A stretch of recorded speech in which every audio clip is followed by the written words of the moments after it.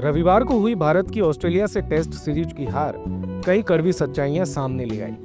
ये वो तथ्य हैं जिन पर जिम्मेदार लोग जानबूझकर आंख मूंदे हुए बैठे थे। इसे आप एक वाकये से समझ सकते हैं। सिडनी टेस्ट के दूसरे दिन जब जतिन सप्रू रोहित शर्मा का इंटरव्यू कर रहे थे, तभी उन्होंने रोहित से एक अजीब सा सवाल पूछा।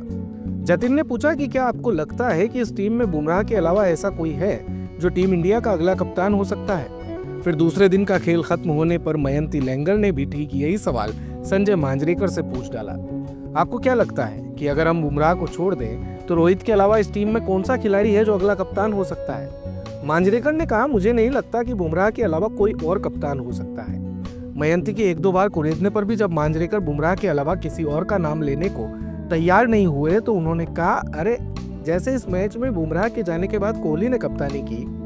मगर मांजरेकर अब भी झांसे में नहीं आए और उन्होंने अगले कप्तान के तौर पर बुमराह का ही नाम लिया।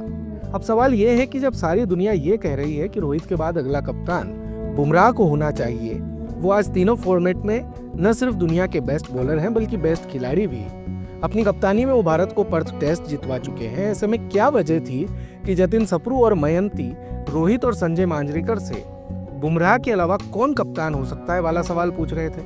अगर आप इस सवाल के पीछे की सोच को समझेंगे तो ये भी आसानी से समझ जाएंगे कि भारतीय टीम लगातार टेस्ट में बुरा प्रदर्शन क्यों कर रही है और आखिर क्या वजह है कि पिछले 4-5 सालों से खराब प्रदर्शन करने के बावजूद कुछ खिलाड़ी टीम से क्यों नहीं निकाले जा रहे।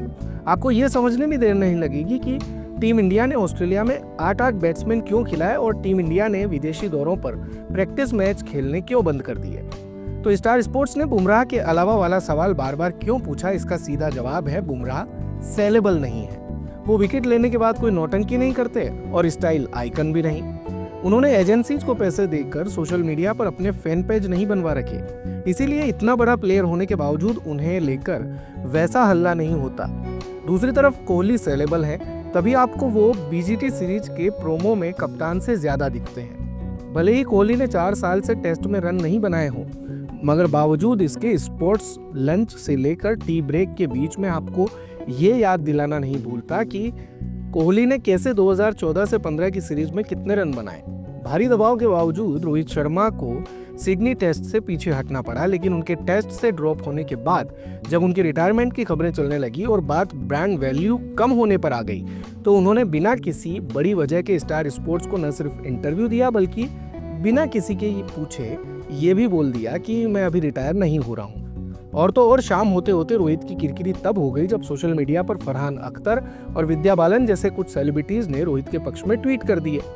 कुछ देर में ये भी साफ हो गया कि ये सब पीआर एजेंसीज का किया धरा है ताकि रोहित के पक्ष में एक भावुक माहौल बनाया जा सके, और ये बाजार क्रिकेट पर बहुत हावी है। तभी तो 4 सालों से टेस्ट में 30 की औसत रखने के बावजूद कोहली को टीम से बाहर निकालने की कोई बात ही नहीं करता, और अगर कभी होती भी है तो ऐसा माहौल बनाया जाता है जैसे उनके बाहर जाते ही भारतीय टीम सड़क पर आ जाएगी। यही सब बातें रोहित शर्मा पर भी लागू होती हैं, जबकि हकीकत ये है कि इन्हीं कोहली के बिना भारत ने 2021 में ऑस्ट्रेलिया को उनके घर में हराया था। रोहित शर्मा ने T20 से भले ही रिटायरमेंट ले लिया हो, मगर वो वनडे खेलते रहे, इसके लिए यशस्वी जायसवाल जैसे प्लेयर को वनडे में जगह नहीं मिल रही। रोहित ने जब दोबारा टेस्ट टीम में वापसी की तो मयंक अग्रवाल को बिना किसी बुरी परफॉर्मेंस के ठिकाने लगा दिया गया। पूरे ऑस्ट्रेलिया दौरे में टीम इंडिया 8-8 बल्लेबाजों के साथ खेली ताकि जैसे तैसे कुछ रन बन जाएं और इन बड़े खिलाड़ियों की खराब फॉर्म पर सवाल न उठें। एक से दूसरे मैच के बीच कोई प्रैक्टिस मैच भी नहीं खेले ताकि बेंच पर बैठे बैट्समैन रन नहीं बना रहे सीनियर खिलाड़ियों की जगह पर अपना दावा न ठोक दें। मगर क्या हुआ, 8-8 बल्लेबाजों को खिलाने के बावजूद 5 मैचों की 9 पारियों में भारत 6 बार 200 रन भी नहीं बना पाया। हर मैच में भारत ने सिर्फ 3 गेंदबाजों के साथ मैच खेला, उनमें भी भारत के दूसरे या तीसरे नंबर के गेंदबाज स्किल के मामले में बुमराह के 1/4 भी नहीं थे। इसके बावजूद हम हैरान होते हैं कि सीरीज कैसे हार गए। आपने अकेले बुमराह को रगड़ रगड़ कर उनकी कमर तोड़ दी, मगर तकलीफ तब होती है जब आप देखते हैं कि कुछ खिलाड़ी खेल से भी बड़े हो गए हैं। सिडनी टेस्ट के दूसरे दिन बुमराह का इंजर्ड होना हर क्रिकेट फैन के लिए अफसोस की बात थी, लेकिन अगर बुमराह इंजर्ड न होते तो इंडिया मैच जीतकर सीरीज भी बचा सकता था, और इंडिया सीरीज बचा लेता तो कई खिलाड़ियों के कुकर्मों पर पर्दा पड़ जाता। आपने अपने फिसड्डी बल्लेबाजों को शर्मिंदगी से बचाने के लिए अपनी टीम में शामिल दुनिया के महानतम गेंदबाजों के वर्कलोड की परवाह नहीं की और ऐन मौके पर उनके जख्मी होने से आपकी गेंदबाजी की गहराई भी एक्सपोज हो गई और आप सीरीज हार गए। दुनिया के किसी भी हिस्से में खेल प्रेमियों के लिए खेल सिर्फ खेल नहीं होता, बल्कि वो उनकी खुशियों और दुख का ठिकाना होता है। मैच के एक एक लम्हे में उसका भावनात्मक निवेश होता है। जब टीम जीतती है तो उसके अंदर का मामूली इंसान भी जीतता है, और जब हारती है तो वो अंदर से टूट जाता है। और जब आप खेल में न हार कर खेल के बाजार से हार जाएं, तो इससे बुरा और कुछ भी नहीं। देखते रहिए भारत कवरेज।